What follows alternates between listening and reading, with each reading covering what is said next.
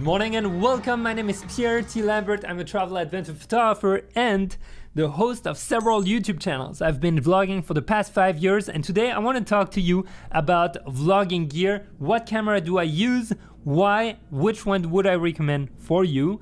And most importantly, what impact will the gear have on our vlogs and on our stories? That might be the most important thing in this video. I'm gonna be sharing a few tips along the way, so please stay tuned. Hopefully that's gonna be very helpful for you and your next stories. All right, let's get started. Let me give you a little background. In July 2016, as I was getting a little bored, I was doing a lot of marketing stuff for one of the startup I built, I actually decided as a photographer that I was getting creatively not challenged enough. So what did I do? I actually jumped in what was called vlogs at the time, and it just started, and I decided, you know what? I'm gonna go on a 30-day adventure for vlogging. What did I do? I created vlogs daily for 30 days, and I loved it so much I continued for 6 months, and after 6 months I was like, I might be on to something here, but either I gotta take it seriously or I gotta quit, because I'm spending a lot of time doing it, and obviously I had to balance with my other jobs, and I decided, let's go full on. I'm gonna be very smart about it, and we're gonna change things. And what started with travel vlogging with my wife during a world tour ended up in 2 YouTube channels around photography, with me sharing all the behind the scenes of those adventures. How I shoot, what happens on the field, the photos we get, the concept we're trying. And one thing that I've learned over time is that the story and how you tell it might be the most important thing. The gear is a tool in your toolbox that will actually help you achieve that story, right? We're here to capture a story that can move people, that can inspire people, that can make them cry or make them happy, or inspire them to take change into a new cause or something that's really dear to our heart or our planet. So really, gear must be there as a tool. It must help you, but it must not get in the way of your story ever. So let's start to talk a little bit about what is vlogging exactly and how does gear really impact it. Well, vlogging is all about telling a story, right? We are taking people immersively into that story. We are not just filming others, we're actually narrating the story. Maybe we're taking them on that adventure depending on your style. And the best part about vlogging is that it's very relatable. We feel when it's well done that we're in the action, that we're with that person, that maybe you feel like you're shooting with me. We're on location, we're in Tanzania, we're in French Polynesia, we're together there, and we're trying to share that experience. At least I'm trying to share it with you, so wherever you are in this world, you can enjoy it. Gear will have a tremendous impact on that immersion part, and on another aspect that I haven't talked about, which will be how do you act in front of your camera when you're trying to share that story. Is it going to be instinctive? Is it going to be difficult? Are you gonna feel shy in public, or are you gonna feel completely free in a way? Well, gear will really have an impact on all that. So to balance out the gear doesn't matter, I will say that gear matters for how you will tell your story. There are a bunch of cameras available. There are a bunch of lenses. You can even start with your phone. The most important is obviously to start. So what do I recommend if you're trying to get started into the vlogging world? And what did I use when I started? I didn't want gear to be a problem for me doing something, right? So when I started that creative challenge, I was like, okay, I wanna do vlogs, I wanna share them, I wanna create them. But if I use gear as an excuse not to start it, meaning, oh, I need a better camera, I don't have the budget now, well, I'm never gonna start. So I started with literally the photography camera I had at the time, which was terrible for video. The autofocus would work 1 time out of 5, but I started like that, then moved to an action cam. It was a little easier. My stories were really bad, so I had to move and work more on my stories. And then I moved on to a smaller video camera only, but that video camera was terrible at photography. And when I embarked on the world tour with my wife, the problem was that I needed gear that was able to take both great photos and great video with a reliable autofocus, no matter where I was, no matter the conditions. And that back in the days in 2017 was not easy. So I sold all my gear and I purchased one camera at the time, and that was the Sony A7R III. Why that camera? Because it was able to do photography at a professional level. Because I was a photographer, I had those needs, and on top of that, it was doing great video with good autofocus, and I got a 16-35mm f2.8 lens, which is a beast. We'll talk about it a little bit after, and that literally was my gear for a long time. For audio, I was using both in camera, and I had an external camera microphone that would connect with the microphone jack. Now, I will tell you why there's a little piece of tape here. When you're running around and you have something plugged here all the time, well, if you're really tired, you can actually plug it in the wrong one, or simply you might damage the cable. The camera falls on the side, or you put it on the table and the cable just breaks over time. And that's exactly what used to happen to me until recently. And you'll see we'll be talking about how to get over that, because we've got some really cool solutions with the new gear. So why am I sharing with you what I started with? I want to show you that I went from action cam to big, expensive professional gear to nowadays I'm shooting with the A7S III, an A1, sometimes my phone. What I'm trying to say here is that the gear, no matter what it was coming in the background. It was important for me to be able to tell my stories, but the will to actually get started and go for it was more important. I wasn't using the gear as an excuse to not start, right? So if you're watching this and you're hesitating on when to start now, don't even think about it. Grab your phone or grab any camera you have around you and just film yourself. Say, hi, welcome to my vlog if you ever wanted to start. If you're already good at it and you're smoothly running, well, let's talk a little bit about gear. Every camera will have a different impact. We have the ZV-E10 on my left, so that little guy with the grip right there. As you can see, there is a giant difference in the footprint, right? One is huge, heavy, and the other one is lightweight, compact, and that will really impact how you shoot and where you shoot, most importantly. So if you were to start today, I would recommend, as I mentioned, just start with anything you have. But the moment you're trying to get better quality and really have something dedicated for your vlogs, for your videos, and not getting distracted whenever you open your phone to shoot with it, well, I would recommend this ZV-E10 or even a ZV-1. But this one, the ZV-E10, is amazing for several reasons. I'm very impressed with what has been done here. This is an APS-C camera. If you don't know what it is, this is a full frame sensor, okay, that a lot of people talk about as being better. It's not really better, it's just that you have different technicalities that allows you to have a more shallow depth of field at the same aperture, and also it will usually be better in low light. With the APS-C sensor, you get a smaller format, right? It's more compact, it takes less space, you can have equally as great video and as great autofocus, and on top of that, with a lens, let's say that's 50mm on a full frame, you're gonna have something between 75 and 80mm on that camera, which can come very handy. So camera wise, I would recommend that one if you're trying to be discreet, if you're trying to be lightweight, if you're trying to really vlog without being seen, and most importantly, if you want to use some of the really cool features they have on that camera that I don't have on those when I'm vlogging. Let's say I'm showcasing a product right now, right? I have to put it in front of my face, otherwise the autofocus will always stay on my face. But if you're vlogging and you're showcasing gear, for example, well, there's a little thing you can turn on here, which is called simply product showcase. And what happens is that if I show something in front of my face or next to it, whatever is closest to the camera will be focused on, which is excellent. It's very convenient in those circumstances to show a product. If I'm showing you a lens, I don't have to hide my face every time. So if your product showcase is set to on, the good thing is that if I'm showing you this, you see the camera instantly went straight to it. So if I'm vlogging and I'm showing you food, ice creams, whatever, it's super simple.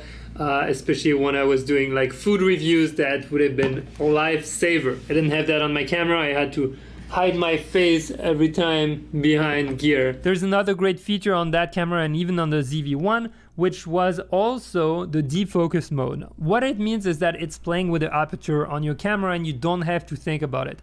Let's say you're vlogging in the street and there's something cool behind you, but because you have a shallow depth of field, well, no one can see it. It's blurry in the background. Well, you can press that little button and suddenly the background is going to appear clear and your face too. So the camera will do that automatically, change that aperture by just pressing that little button right there for being able to see the background and your face. And then whenever you want to be isolated again, poof, you repress the defocus button and it's back on your face. It helps you tell stories a little better. Let's say you're trying to talk about something that is behind you. Well, you want to make sure that people watching will be able to see it and they won't see just something blurry, like you can see my frames in the background. You can't really see them. There's like some really cool prints, but you can't see anything. Yet, if we were to change the aperture suddenly, well, everything will go dark because my aperture changed. So background defocus is not a great feature if you don't want to think about the settings, if you don't like the techniques behind the cameras, if you don't like to mess with the settings. This is really, really good. The camera body is one thing, but the two most important items, I would say,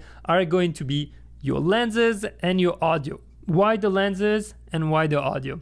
The lenses will change how immersive does it feel. Does it feel like we're super close up? Does it feel like we're far away? And most importantly, how much can you fit in the frame, you know?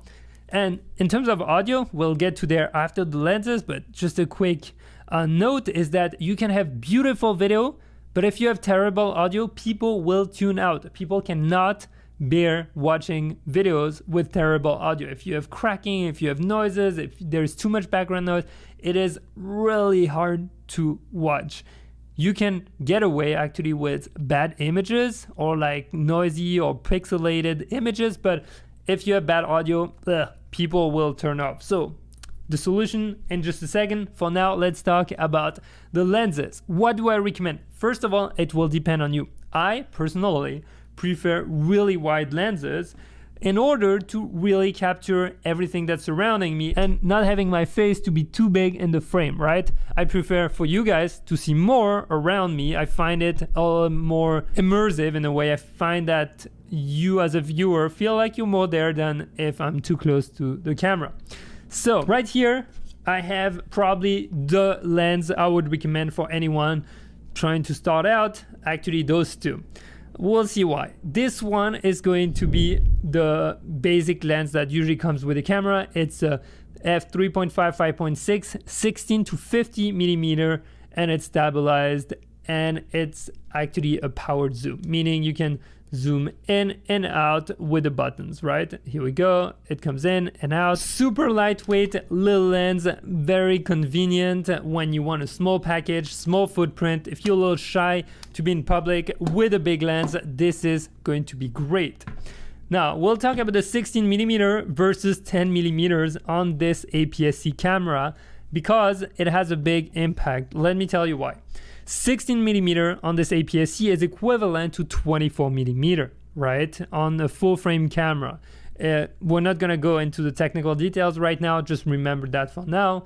What it means is that 24 is going to be a little tighter on you. This lens is a 10 to 18 millimeter and it is a constant aperture of f4. And what is to remember is that that 10 millimeter on the full frame is equivalent to 16 millimeter, which is going to feel a lot wider. Okay, so we are on the 16 to 50 3556 that also has an engine to zoom in and out.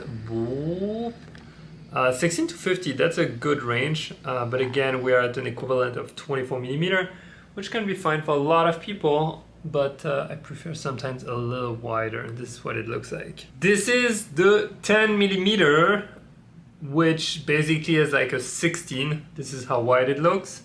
Obviously, if you have people around, if you're trying to show more stuff, that might be a little bit easier. You can also zoom in on this one, but not as much. It's only 10 to 18. What you can already note is that, well, one feels wider, maybe more immersive in the environment, and one feels a lot more personal, where it feels like we're talking closer to each other, right? At 24 millimeter. Now, I'm a big fan of ultra wide, so I would go for something like a 10 to 18 millimeter f4. Also like the fact that it's f4 because this is a constant aperture. And if you're familiar with the aperture and how it works and the amount of light that gets in, you know that you will be able to achieve that f4 even when you're shooting at 18 millimeter. Okay, so 10 to 18 f4 is basically like my 16 to 35 millimeter right there. But for the APS-C world, it is great. It's wide, it includes a lot in your frame. But the downside is that you don't have the same range as a 16 to 50 millimeter. 50, as we mentioned, is going to end up around 75, 80 millimeter equivalent for full frame. So that little guy is going to allow you to have a big diversity of shots. You're going to be able to shoot really tight, like shoot details, and then you're going to be able to shoot much wider at 16 millimeter and shoot yourself, etc. For example, when you're talking. And if you add a grip like this one, which I really love because it turns into a mini tripod, it will give you an extra arm's length, or like maybe half an arm's length of reach when you're holding it. So it's going to be very convenient to hold actually like that your camera. It makes that 24 equivalent millimeter a lot more usable, and actually I have a lot of friends who prefer that to ultra wide. So it depends on you, your personality, and how you like to shoot. Now, a few more options if you want to explore, and if you want something that has a better background blur, you know, that beautiful background blur you might see in some videos or in some photos where you're like, how did they do that? Well, it is because my aperture number is really low and I'm shooting around f1.8 to f2.8 right now. So this lens right here is a G Master 16 to 55 millimeter f2.8 constant. What does it mean? You're gonna have great low light, you're gonna have really nice background blur throughout the lens, meaning the aperture will not change. So whether you're at 55 or 16, you're gonna be able to use that f2.8, which is creamy and delicious. Now it comes with a different weight, with a different price. It takes a lot more space, obviously, than this little guy. So again, if you're trying to tell stories, to be discreet, you're maybe a little shy in public, you might wanna stay with a camera that is compact and a lens that is compact. If you're using that one, if we put it on right now, you'll see very quickly the camera is suddenly becoming a lot more present in the space. And if you are trying to record people, they might feel different about this than they will be about this. Okay, so that's one of the most important points when you're going to be choosing your gear. This is going to be a discussion you're going to have with yourself. Personally, I'm okay to trade off the size of the gear a little bit for something with a higher quality if I can afford it in my budget. Again, that's gonna be a lot more expensive than this, okay? Then we also have another option with a little more range. We're gonna have a 16 to 70 millimeter right there. This is a Zeiss lens, 16 to 70 millimeter f4 constant. So a little less good, I would say, in low light, a little less background blur, but you're gonna have an extra range of 20 millimeter, which is worth it in many cases. Let's say you're doing travel vlogging and you want to have that extra reach, you're in places where it's harder to see from far, or you want to get detail shot, that might be a good option. But honestly, personally, if it were me, this camera with this lens would be a great setup if this was my dedicated camera. You might be asking yourself, can I take good photos with that? And how is the autofocus? Because this is something that is critical when you're vlogging. You're always on the move, you're talking to the camera, there might be other people. You want to make sure the focus is always on point. This camera nails it every time. I didn't have any problem. And obviously with the history that Sony has in terms of autofocus, I will trust it maybe almost blindly on the new cameras because it's been great. I've never been deceived with autofocus when it comes to cameras, new cameras with Sony. And this is me speaking after having tried many different brands over the years and still nowadays. I would get this if I were to go on the world tour and I wanted to be super compact and lightweight. Because I'm also able to take great photos. It has the same sensor than the A6400, the 6600, which means you're gonna have good low light photos, you're gonna have really a nice resolution, and obviously nowadays with social media, if you're doing any social media, you want to have that versatility of being able to take photos and videos, right? This will give you that. And having that lens will actually help you get some really nice and creamy photos. Now, this lens, again, can perform well. You might not have the same advantages as that one, but you're gonna be a lot more discreet. But look at that. This, hop, in your pocket, in your backpack, anywhere. Again, when you're vlogging, the most important is to keep your gear with you at all times so you don't miss an important segment in your story. All right, now let's talk about the audio. You might have heard me speak for a while now. You might have a bunch of questions. We'll get to that in a few minutes. But before that, audio. Why is audio so important? As I mentioned, it's going to make or break actually your video, because bad audio equals a video no one wants to watch. Bad images with a good story will work. Bad audio with a great story, you can't hear it. It's not gonna work unless you're doing a mute film or music film, but that's a different story. Okay, on those cameras, you can use the in-camera audio. So the R3 had two little microphones here. The ZV-E10 has a much bigger microphone right there. You can see the grid, which is great, captures better audio, and it has a little fluffy mount that you can put on top to avoid the noise from the wind when it's like blowing in. That happens a lot, and if you don't have protection on it, that usually is one of the cause of bad audio, right? So now let's say you're shooting with that a lot, but you want to improve your audio, you want to ramp it up a notch. And this is what happened to me. I was like, you know what, I need really good audio. So I went to an external microphone that you would mount on top of your camera, and you would plug on the side of your camera right there on the microphone jack. And I can tell you right there, I've had horror story. I broke so many cables. I broke a lot of gear because of that cable always being plugged in. You know, you get to a restaurant, you forget, you put your camera down, it's pressing on the microphone jack, you might damage the camera, or you might damage the cable or the microphone, or both at the same time. And those microphones, although they can yield some good audio, most of the time I ended up having problems with those, until the day I actually went to one of those. And this is a ECM1B, if I remember. And that's a microphone that actually mounts on your hot shoe right there. There we go. And that makes a little animal on top of your camera that captures really good audio. Why do I love this one? Because you can go from different modes of microphone where it's going to capture 360 around you, or super directional. So only what is coming from the front of the camera will be recorded. Also has noise canceling and a bunch of features that you can actually play with if you want. But the most important is that it has digital audio signal, which means it's gonna transmit digitally inside the camera, the audio, and not analog. There is no need for a cable anymore. You don't have those things that flop around all the time. I literally use this on every single YouTube video that you might have seen me on. This is the microphone I use nowadays. It's super lightweight, it's portable. I put it in my pocket, I forget about it. Whenever I need it, I put it back on the camera, or I can actually leave it on the camera at all times because it doesn't even require battery either. It's gonna be powered by the camera, which is something else you wanna consider, because a lot of the external microphones are gonna require batteries. This doesn't, okay? This is literally powered by your camera, and it communicates perfectly, so you never have, oh, that happened to me so many times, where you're like starting a video and then you're like, oh no, I didn't press record for the audio. Yep, that happens. Never happened ever with that, because obviously it starts when you start it. So this is literally the gear I would recommend. Now, if you want a little bonus, I would say get one of those grip for your vlogs, because this is lifesaver.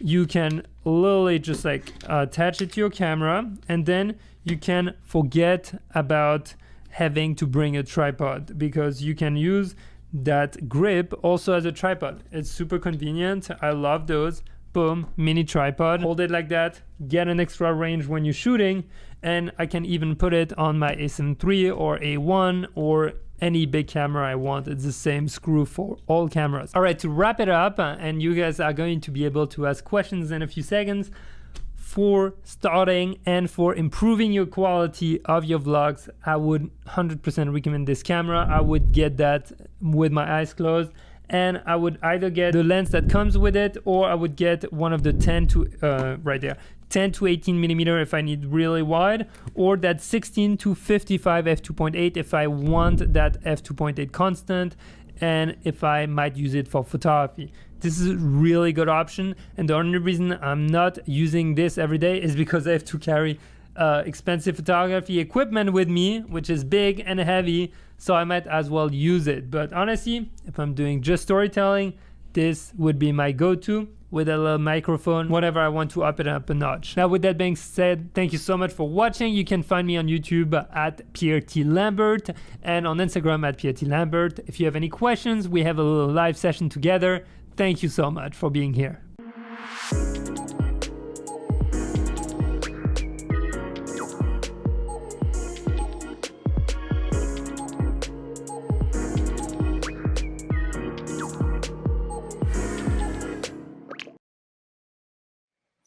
Hello, everyone, and welcome to Be Alpha Live. I'm Christopher Robinson, editor of alphauniverse.com and host of the Alpha Universe podcast. And I'm here live today with Pierre Lambert. Pierre, thanks for being here. Hi, Christopher. Nice to be here. And hello, everyone who's watching right now. So we are live, and after that great presentation from Pierre, we are taking your questions. Please feel free to submit questions in the chat. We'll get through as many as we can. And I'd like to kick things off, Pierre, with a question that we got from Ricardo Pezos. And I do this in every one of these that I host. I apologize in advance for mangling everybody's name. I'm sure I'm going to. And Ricardo, if it's Pazos, I apologize. Can you achieve bokeh on a 10-18 f4, which was a lens you talked about quite a bit, and I think is a super cool lens to talk about for vlogging? Yeah, it's actually the lens I have right here in front of me. So it's a great question, Ricardo. And yes, you can, but it will depend how far you are from your subject at f4. Meaning the closer you are from your subject, the more your bokeh is going to be intensified in a way. Now, remember, you'll be on a crop sensor with that lens. So even if you have bokeh, it will never be the same as a bokeh on the full frame at f4.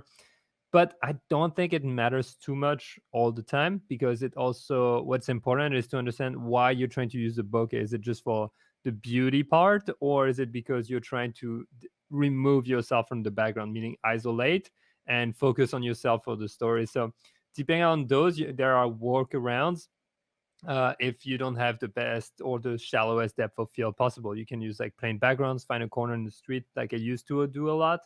And otherwise you get super close to your lens, and that works too. Like if you get close here and you are at 10 millimeter on those, it works fine, and the background just disappears. I like it also because it's very intimistic in a way, while still staying wide as if we're very close face to face in a way. So you can have bokeh. It's not going to be the craziest bokeh you've seen, but in my opinion, it works for storytelling, depending on what you're trying to focus on, obviously. So sticking with that for just a second, and just the importance of bokeh or not using bokeh in your vlogs and your videos, can you talk a little bit more about when you might want to use some bokeh versus when you would not?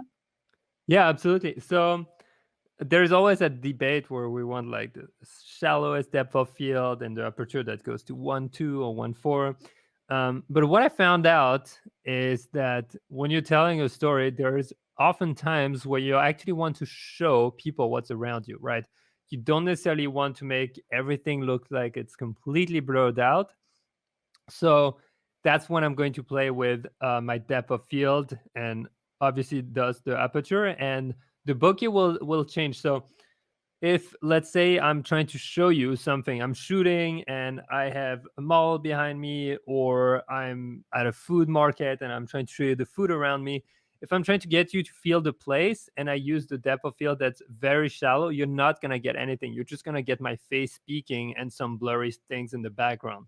But if I shoot around f4, f5.6, f8, and I have friends, they shoot all the way up to f16, no problem, you're going to have in the frame. And as a viewer, it's also very interesting to do that because it gives you a sense of the place you're in. So depending on the segment and your story and what you're trying to say, I think it's going to be great to add depth of field and not just shoot at 2.8 or 1.4 all the time. And I actually catch myself doing that as a mistake sometimes, where I'm in a great place or I have people around me and I was locked at 2.8, and then I realize I'm like, oh shoot, I should have shot that at 5, 6, 7, 8, so that everyone gets well in the picture and you know what's happening around me. Pierre, in your video, you talked quite a bit about using the jacks on the side of the camera and having to be very careful with that. We got a question from Paul L. which is a good name because I won't mangle this one too much with just the L. Do you use a cage to protect the jacks? Paul notes that it adds some bulk, but it's cheaper than sending in the camera for repair. Yeah, so Paul, that's a great solution actually that I never used. The reason is I was trying to stay light and I didn't want to compromise much on that. And honestly, the cage really well in my backpack after, or it was just more cumbersome.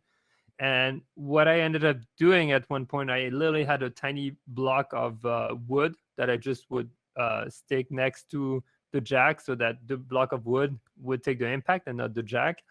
That was a workaround on my R3 when I had it right there. And as you've seen on the video, I still have tape so I don't get confused sometimes. And I would just let it like sit on here. But you have to remember, if your camera is much lighter, it's not going to have an impact.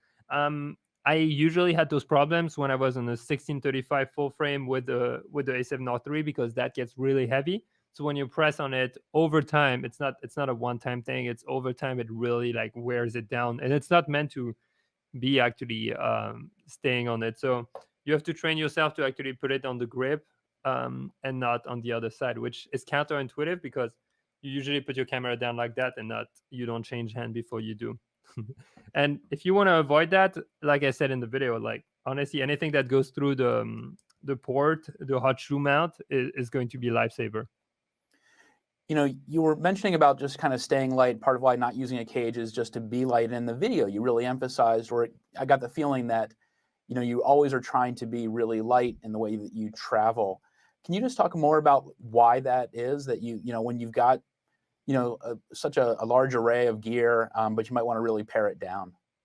Yeah, that's a great question. So the reason for me is the more gear I have, the more stuck I become as to what I'm going to use and when. And that takes me away from what I'm trying to share. Let's say you go on a project and you only have one lens. There is no question about what you're going to use next or what camera or how you're going to shoot it. You know exactly, and you're going to work with that particular boundary. And I found it true whether in photography or videography, and adding boundaries actually helps you become more creative in how you work. So being light for me was one of those things where I'm carrying my backpack all the time. I'm always around. And if it's something heavy and you have to carry it in your backpack because it's too heavy to carry by hand, what happens is that you're not going to take it out as often as you would for the smaller, lighter cameras. So you're going to miss those cool moments, and especially in vlogging, where actually you can bring out the personality from other people, because uh, the personality of people will change if you have a big setup, but if you have something light and you're responsive, you can catch them making jokes, you can catch them laughing, versus if you're trying to create those moments with bigger gear, I don't think it works. Now, I've also traveled with heavy gear all day long. It works, but again, it's a matter of, if I have the 1635 or 10 to 18, I literally will probably not change the whole day, because I know I can do 80-90% of what I'm supposed to do, and that 10% I might dedicate some time to it to get those specific shots with different lenses, and then move back onto the storyline and capturing what's happening. I really like that discussion of doing things like traveling with, or using just a very simple piece of gear, or limiting yourself in the gear that you have, to stay creative and to really be creative. Do you have anything else along those lines that you do to, kind of force yourself into a creative bind that you have to work out of? Yeah, do have a few tricks. I think the lens one is definitely a big one, so that's something I recommend to anyone. The other one will be to get certain types of shot only. Let's say you're shy usually, or the contrary, and you're always speaking in private places. Can you find a place that is a little more public where you can maybe interact with other people in your videos? So actually challenging myself to, if I'm always doing the same thing, if I'm always speaking the same way, can I actually find a different way? And recently in the Tanzania trip, for example, it was trying for me to turn the camera more towards others and having them also interact with it. So the challenge was to have them interact without feeling like they're being filmed necessarily. So I was trying to ask them questions and like make them interact and not feel like it's just a solo exercise. I think that's really a great point. It's something that I know a lot of photographers and filmmakers and vloggers struggle with a little bit, is engaging with their subjects. There's a certain kind of ease in being able to sit back and shoot from afar, but you get such an Hmm. engaging and immersive story, like you pointed out in your presentation, when you can really engage more. Do you have any little bits of advice for people to kind of get better at that? Yeah, I think honestly, what I found out is putting the camera to the side sometimes, like a little bit like that. Don't put it in front of you if you're talking to someone. You put it on the side. First, you'll get better audio because you're closer to the mic or it's just below you. And interact with the people that are in front of you will make them feel like they're connecting with you on a human level and not on a camera level. And that changes everything. They'll be able to see your reaction, make jokes with you, and the camera will just capture it. You don't have to be like filming yourself speaking to them, or you don't have to film them like straight in their face either. I feel like if you put it a little bit to the side, you'll get the humanity part come out more. And uh on that line, if you're kind of shy and you have problems speaking to your own camera, imagine it's a friend. That was literally the best trick I learned 5 years ago. Is imagine this is your best friend and you're telling him whatever you want to tell him, your story, etc. Imagine you're speaking to someone and not you're recording for God knows how many people. It could be from 10 viewers to a million. It doesn't matter. It's really about like how do you connect one to one with your camera. First best tip is forget it's a camera, I think it's a friend. Yeah, I think it's a really great tip. Angelo has asked for recommendations for low light or nighttime vlogs, for gear recommendations.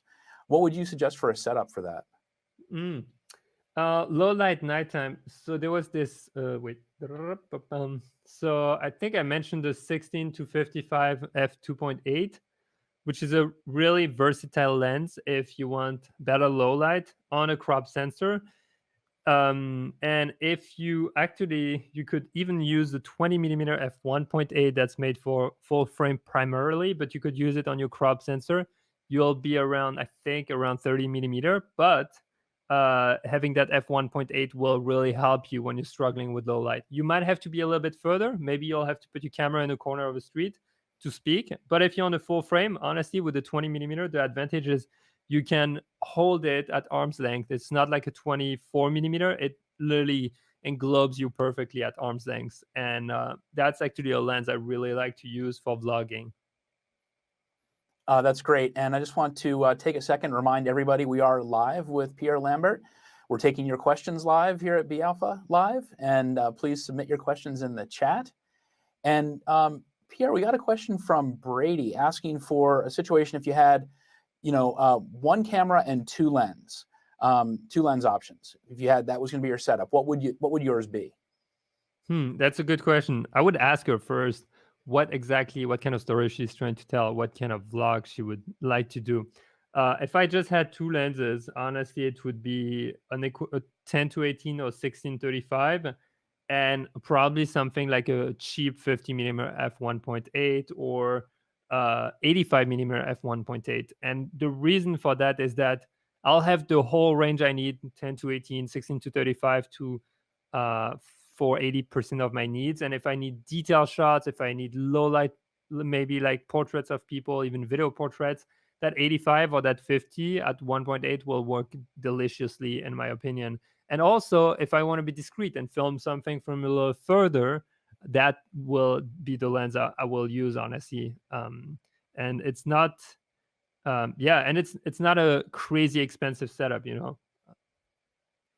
Feels very, very svelte, that setup, very lightweight and very maneuverable and very, very versatile. Yeah, for sure. I think that's the whole point, when you're vlogging. It's like, don't let gear get in the way of what you're trying to do, or don't let gear be an excuse to not doing what you want to do. That I've been there. I've been there a million times. Definitely. That's sort of what we were going back to what we were talking about before. If you limit yourself in your gear, you find sometimes you can really be much more creative because the gear is not a distraction. It's not getting in the way. It's just becomes an extension of what you're doing because it's all you got. Yeah, it is. And remember, if you're like trying to share those stories, the hardest part usually is internal. It's not the gear, it's how we think about what we're doing and how we're going to do it. It's yeah, the gear is like plenty enough and always can catch up with us. I think the biggest hurdle is how do we make it work internally? Like how do we speak to our camera? How do we interact with people around us? That will be the difficult part. So find a gear that works well for you, forget about it, and focus on the rest. I think that's really great advice. Having said that, getting back to a bit of a technical question, Mhm. with regards to bokeh, how do you set your shutter, or do you set your shutter at 2 times the frame rate and let the ISO float to get the proper exposure, or do you have a different approach? Yeah, great question. So um, I'm both on the full frame or the crop. What I do is I will, if I'm going to be moving around a lot and my environment will change, my light will change a lot, I'm usually going in aperture priority and in full manual if it doesn't change a lot. Let's start with that. If it doesn't change a lot, full manual, I set my shutter speed to twice the speed of my frame rate, so 1/50 of a second if I'm shooting at 24 frames per second. And then I will literally look at my hand, or if I don't have the flip screen, if I have the flip screen, I will literally make sure that my exposure is right and I won't change it. If now I'm in a situation where you come in and out and everything's changing, you're in transport, then what I think is the most important is to shoot in shutter speed priority, so in S mode, and literally set your shutter speed and let your camera decide on the aperture. I think it can be tricky sometimes, but it can save you also from overexposed shots. Now, depending on the camera you have, you might have a third option, which is to go in manual with your aperture priority. With in manual, set your aperture, set your shutter speed to double the frame rate, and leave the ISO in auto, which is probably what you were suggesting. The idle and auto are great, but let's say I'm going from a tunnel to outdoors or from indoors to outdoors. Sometimes I'm going to blow up my footage because outdoor is much brighter than indoors. So even if my ISO goes down to a 100, it's not going to work. If my ISO honestly goes up to 12,800 or to the limit, I usually care less than if my footage is overexposed, because a noisy footage will work, but like overexposed is bad. It just doesn't work. You can't see anything. So the manual one with auto ISO is great. I use it most of the time, but you got to be aware of how the conditions are changing. You know, before we were live here, you and I were chatting a little bit about editing, and we got a couple of questions about that. And big question: how much time does it typically take you to edit a video, and also what software do you use? Good question, and there's no right answer on that one because the time it will take me will depend on how many details and how long. Let's say it's a 3 days of trips. I have to condense in like 15 to 25 minutes. That's gonna take me a lot of time. If it's a very single pointed video where I know exactly how I'm going to start, what I'm going to say, what's going to go in between, that can take me like between 4 and 8 hours. But the other ones can take up to 30 hours plus to edit. So long vlogs can take maybe 30 hours. Short vlogs where you understand really what you're going to shoot, let's go 10 hours, 4 to 10 hours, because the longest part usually is for me is the music, etc. And when it comes to editing software, there's no good answer either here. It's all about which one you're comfortable with. Personally, I've had great experience because I'm on Mac with Final Cut Pro. It's smooth, it's fast, it exports super quickly, and it's not complicated to ramp up in, especially if you don't have much experience. It's super easy for me to start, I feel. Adobe Premiere is also a good options, but I don't know, it feels very clunky sometimes for me. And also, all my friends take like twice the time for me to export with the same computer. So I'm like, okay. And the last great option is DaVinci Resolve, which you can get for free. Really good option. It works well. It's slightly slower when you export, but it has worked well for me also for some specific videos because you have a lot of color grading available also. A lot of that just comes down to like what you get comfortable with. You know, it's picking up Absolutely. pieces of software and working with it until you just get efficient with it. Yeah, yeah, 100%. And again, it's the same thing as the camera, which one are you comfortable with? I'm a little curious about your travel vlogs and your workflow. Do you do a lot of editing sort of in the moment or same day, or do you collect footage and sort of edit in a batch later on? Now I'm being helped with an editor. I used to try to start editing in the evening or the day after so that I would have a better understanding of what we have. But some trips it's just not possible. You're shooting sunrise, you're shooting until sunset and maybe the stars after. And the moment you put your camera down, all you want to do is literally sleep for a few hours before you start again. So it will depend on the rhythm. But I would suggest anyone, especially if you're on an important trip, try to look at your footage every day and make sure what you got is right. Listen to the audio, make sure everything is correct. Because if you actually repeat a mistake over several days without ever checking, that can really throw off one of your projects. So you want to make sure that you make sure as you go that it's correct.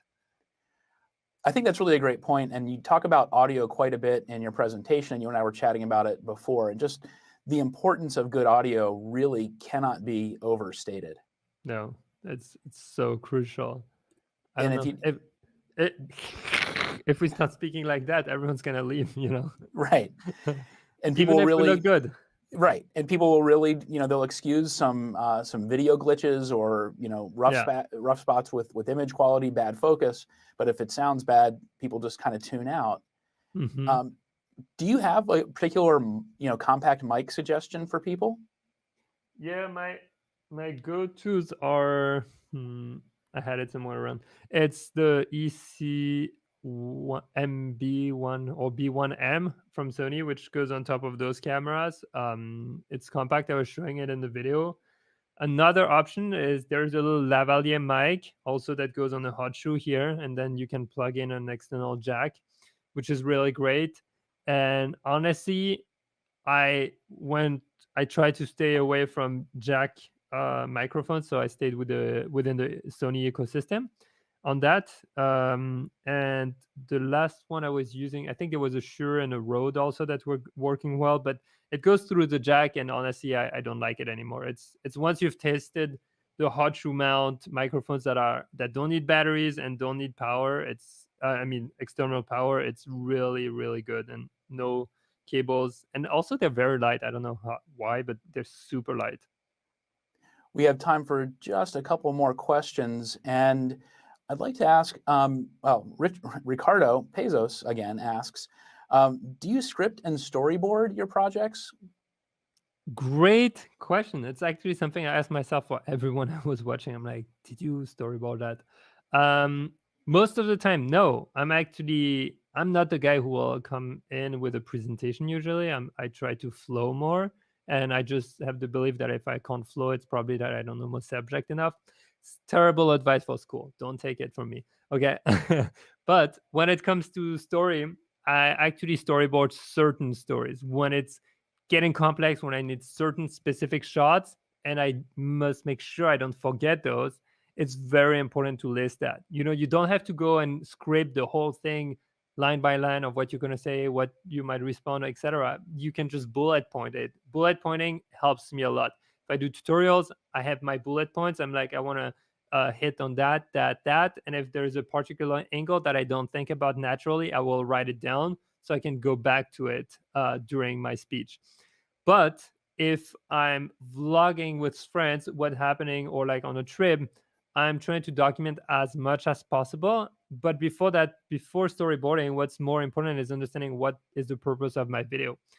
What if I can have a title of a video, and if I know exactly what it's going to be like and how I want people to view it, this makes my work so much easier and makes the editing also a lot easier. If you have a title before you start, it's 100% easier. Uh, I almost don't need to storyboard if I know the title, because I know exactly how it's going to go and what I want to show to people. You can really feel the whole thing coming to shape right from the title when you really nailed a good one. Absolutely, especially because vlogging usually goes on YouTube or maybe Instagram, and it's a platform where you want to get people's attention, right? You want to share something, you don't want to waste their time too much, especially at the beginning. So if you have the title and people read the title and they know they're going to click on it from the beginning, you can kind of understand and craft the story in the direction you want to point them in, so they don't feel like they've been clickbaited or it doesn't make sense. Right. And if you don't have that title ready ahead of time, if you haven't really thought it through, but you're shooting something, sometimes will really come to you, and you can kind of make up a title as you're going along, kind of a working title that helps you to, form the rest of a Yeah, a especially video that you haven't storyboarded. yeah, especially if something kind of drastic happens in the video or like very important, you're like, ooh, this is going to be my key moment in the video, this is where I'm going to make it work around, and a lot of time, even in documentary work, you just document and then suddenly you unlock the key and you're like, oh, this is the angle we're going to take for that documentary. I really liked what you were saying about using a shot list, perhaps more than a storyboard in a lot of cases. Just getting a series of shots that you've thought about, that you want to get. Sometimes the story will come to you from that list as you're shooting. Yeah, and remember, vlogging is very different from creating a short film, right? Or long film, where storyboarding would be essential. You're trying to script something and you're trying to have people follow a very specific progression. Here you're trying to share with people your experience. And our experience, I mean, I don't know how you live your life, but mine is not scripted. I don't know what I'm gonna do the whole day. I don't know the interaction I'm gonna have. I just know I want to go from point A to point B. I want to see this thing and this thing. Let's see how it flows. Well, Pierre, thank you so much for being here. It's really been a pleasure talking to you today. And Pierre will be back with us later on. We'll be talking about street photography later on today. In the meantime, please, everybody, enjoy Be Alpha Live. Thank you, everyone.